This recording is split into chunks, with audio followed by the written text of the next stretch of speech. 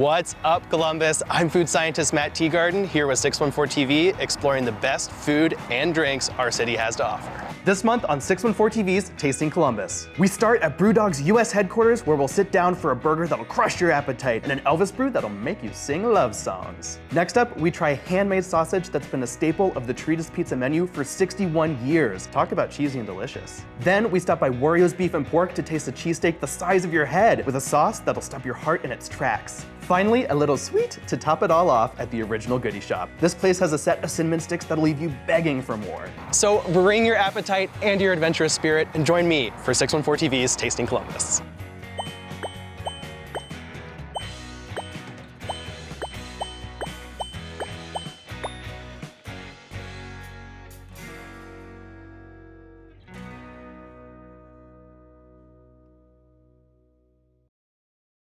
Columbus is the US home for Brewdog, a Scotland-based brewery born out of the dedication and passion for craft beer.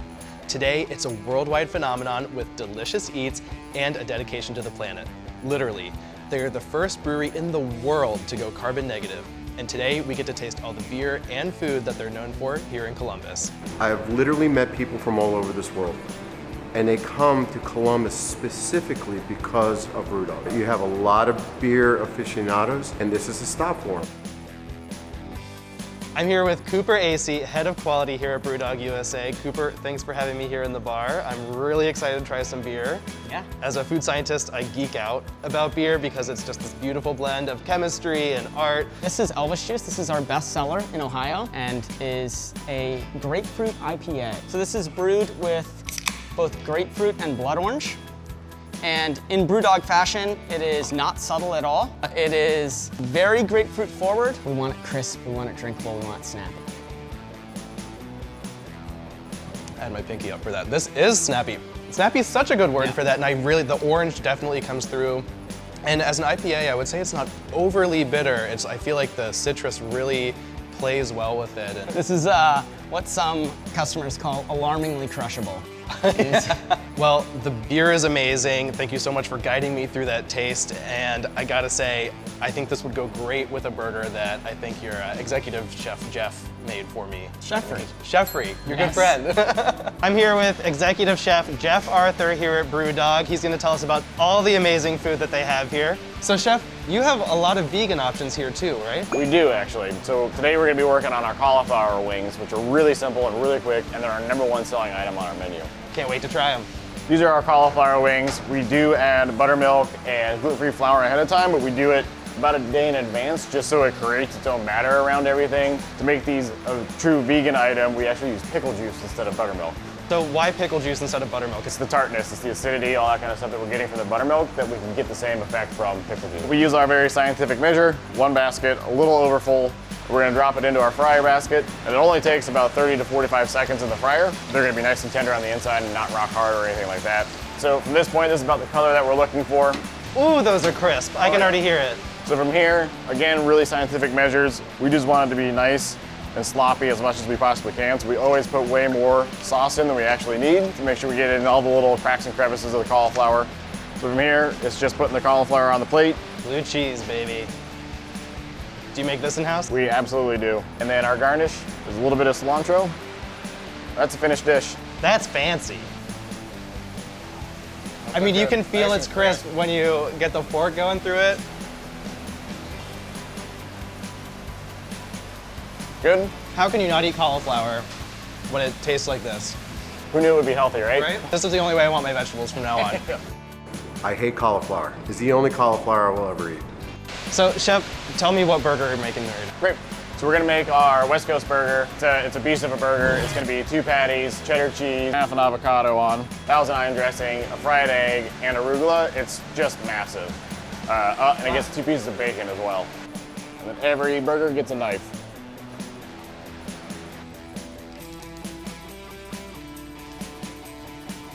That is an amazing burger. It is a good one.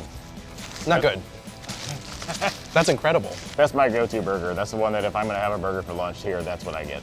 Up next, it's fresh, handmade sausage like you've never tasted before at Ritas Pizza. Family-owned and run business that's been serving up slices of love for 61 years. See how son Tom is carrying on the tradition. Stay tuned. Every High Bank product, including Whiskey Wart, tells a story. Columbus loves local, and so do we, which is why we source locally as much as possible to create our award-winning food and cocktail menus. You're part of the fabric of our great city. The sense of community is unmatched in Columbus, and that's what High Bank is all about. Drink local, drink High Bank. Since 1959, Ritas Pizza has been a family-run gem on the Columbus scene. Made famous for its handmade sausage by the founder, late Gus Anarino, and now run by his son, Tom. We're gonna check it out today, and I cannot wait. Let's keep eating, Columbus. Since 1996, I had my first pie did. Great flavor, great taste, the freshness, the friendliness of the staff here, it's just phenomenal. I'm here with Tom Anarino, the man that runs the show here at Ritas Pizza. Tom, thanks so much for having us today. You're welcome, glad to have you. So, as I understand it, this started with your dad around 61 years ago. 61 years. My dad started in 1959. So how long have you been working here? Oh geez, I've been here since 5th grade. I used to stand on a pop crate back there and roll dough and Oh wow. I think I really need to learn a little bit about your famous handmade sausage here. Can you walk me through the process a little bit? Absolutely. I buy Boston butts. I cut them up, grind them, mix them, bag them. I do that probably every 4 or 5 days. So how much sausage are you making a week? Well over 200 pounds a week that we go through. Do people just ask for it on like every pizza? Almost 95% of them have sausage on them. I think you can just taste the quality.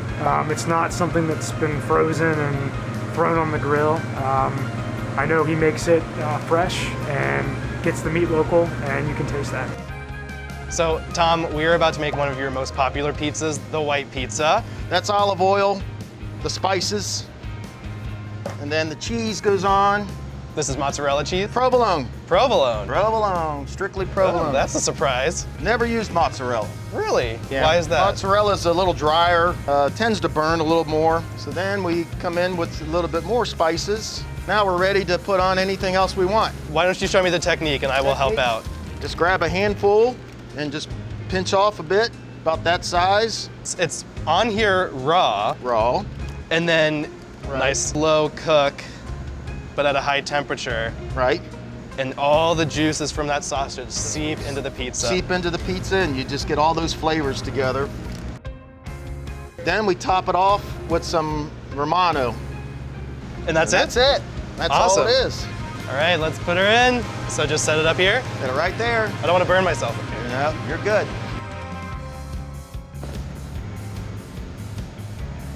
Oh man, this looks amazing. The crust is beautifully browned. I can see that that sausage just dripped down into the crust. And this browning, we call that Maillard browning in the food science business. Right. You can't see my face right now, but it's looking like this. Because I want to try this. Tom. Good. Better than good. Let me talk for 1 second about this sausage. You can taste the love that went into that. That keeps the crust so nice and moist too, as the fat drips down into the crust. Right. The crust was nice and crispy, but also doughy enough, like kind of like the perfect pizza. I give this probably like a 10, maybe an 11 out of 10. I could dive headfirst into that and eat it. I probably wouldn't share it with any of my friends. I would just eat it by myself. Hey, there's pizza, and then there's Ritas Pizza. All right, Tom, well, thanks so much for having us out today. I love everything you have going on here. Thank you for coming. Up next, it's a cheesesteak worth sticking around for at Wario's Beef and Pork in the Arena District. From marbled ham to homemade cheese whiz, you'll want to see what Wario's is serving up for hearty appetites everywhere. Stay tuned. There's a certain pride and ownership when creating your own piece. In some of the classes, you're able to leave with a piece of furniture or art and actually take it home with you. And it's very satisfying having that tangible object that you put so much time in that you're able to cherish for years to come.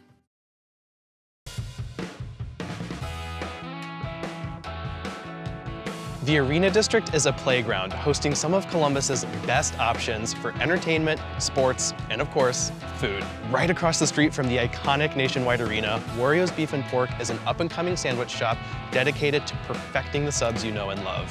Today, we're gonna get a peek at how they layer on the magic to make the perfect sandwich.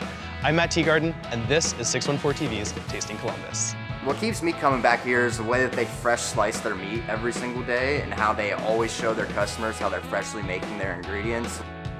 I am here with Stefan, the man running the show at Wario's Beef and Pork, and I gotta say, these sandwiches are blowing up all of my feeds. Tell me how you got to where you are today. Family history is a big part of it. You know, I come from a Greek and Lebanese descent. Both great food cultures. Food is a huge part of our culture, and that's kind of where it all started for me. I came to Ohio State to go to school and sort of fell in love with butchery and the food scene. Nice. And the rest is moving up from there. All right, Chef, so we are here making your version of the Italian sandwich, but you call it the cold cut. Why is that? We call it the cold cut because everybody's reference point on an Italian sandwich is different. So what goes into it? First, we start with the matija roll. This gets baked fresh for us every day, tomato butter. We have our Wario sauce. Our Wario sauce is like a play on a French onion aioli. Next, the picante provolone. We get this imported from Italy. And I love the marbling here in the coppa and the peppercorns and the sopressata. All of our meats are locally sourced. We do enjoy supporting what's around us. All of our meats, with exception of this, we have this beautiful rosemary ham that we get from Italy. I won't say exactly where, you're just gonna have to come try it for yourself. Then we do a little bit of shaved lettuce and onion, some seasoning, a little bit of oil. This is gonna add some of that crunch. Texture, you know, we're using 3 very high in fat cold cut. There's gotta be something to help balance this guy out. Right. And we got one more kicker to help that, being our house giardiniera. Give it a cut. There you have it, my friend.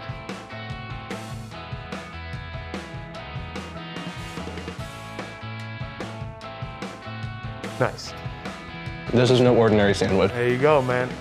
All the crunchiness of those vegetables perfectly balanced, that buttery, smooth texture of the fatty meat in there, and that sauce just lights it up. I'm getting a little bit of spice. It's good news. The cold cut sandwich here is just, it's the best sandwich I've ever eaten. The personality behind the place is in the food, and the quality and love that he cares about is shown in that food every day when you order it. Okay, Stefan, so that cold cut was delicious, but I'm ready for something hot. All right, so this is definitely our premise for opening. So we start every day, fresh sliced ribeye. There's no fillers, there's no nonsense. Yeah, it's nothing. never frozen. A little bit of salt.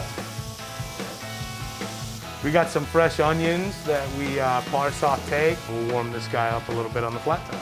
Perfect. So I know like no steak sandwich is complete without the cheese whiz on top. Tell me a little bit about what you put into that. So yeah, that's another thing we make from here from scratch. You make your own cheese whiz? We make our own cheese whiz. It's not as crazy as it seems. That's the real deal. We use a 4-year New York State cheddar and a couple other different cheeses, Havarti and Monterey Jack. But there's one thing that's special in there, and it's a cheese called Perfetto. It's a sheep's milk pecorino. So it adds a little bit of tanginess and some sharpness to the cheese sauce that I think will separate us from that preserved flavor that you typically would get from a whiz. My friend, I think you are the wizard of whizzes. That is a sandwich. By just looking at it, I know it is gonna taste good. The way the cheese is cascading down the side, the perfectly cooked beef, I gotta dig in. Oh man, look at that. That is art. That is a thing of beauty. It's so warm. Thank you. And cozy. Hope you enjoy. Oh, I know I will. I know I will.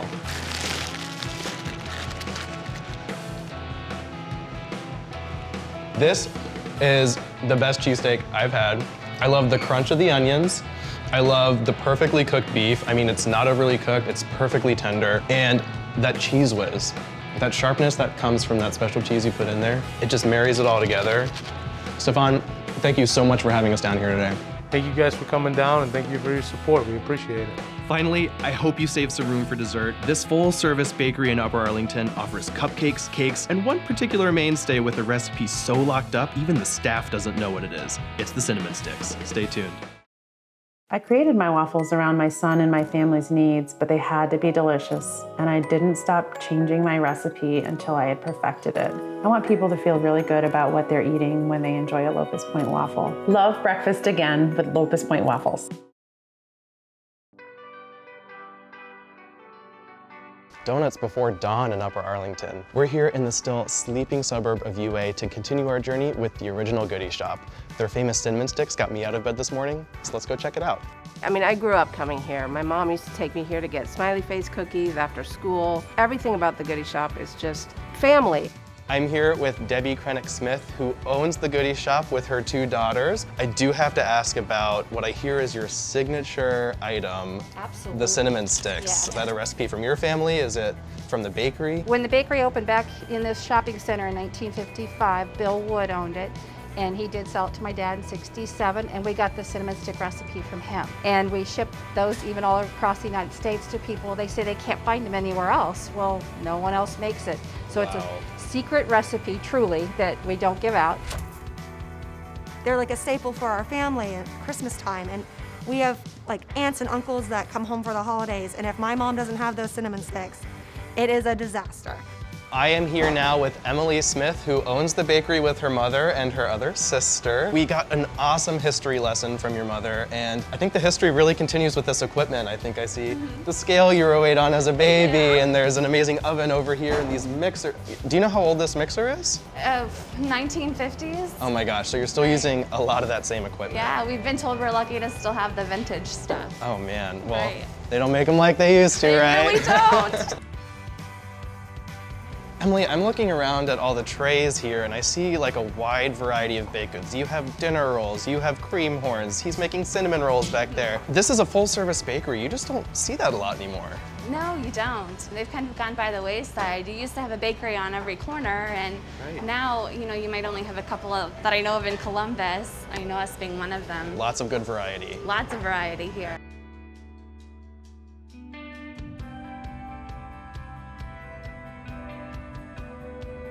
Tell me a little bit about what we're tasting. Sure, so here we have an almond cupcake. We have our famous cinnamon stick. Best for last. And a cream horn. Okay, well, you mind if we start with the cream horn? Yeah, let's do it.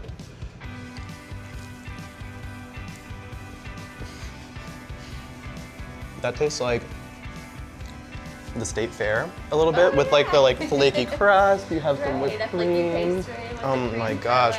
So what cupcake do we have? This is an almond cupcake, almond frosting and a cute little almond bark on top. This is bursting with almond flavor. The frosting is so smooth, so delicate. The cake is like the perfect crumb. This is delicious. Thank you. I had to save the best for last. Cinnamon sticks. And you've never had them before. I've never had them. I'm excited I have to try see. them. Yes. It's been like built up to me all week. I cannot wait. Oh, and they're warm. Do people eat them warm typically? Oh yeah, if you warm it up, it just melts like the center of the cinnamon roll. Oh man, that's really good. You're totally right. It's like the middle of a cinnamon roll. Every bite is. Columbus, you have to come down and try these here at the Goody Shop. Don't worry, we'll be back with more to explore. Join us next month on Tasting Columbus. Don't forget, this is the one that you crushed. Does it? You know what? I thought it looked a little bit better. Okay. Get ready, Columbus. You're on a roll though. You're doing great. I had it for a minute, man. I'm sorry. I f***ed it up.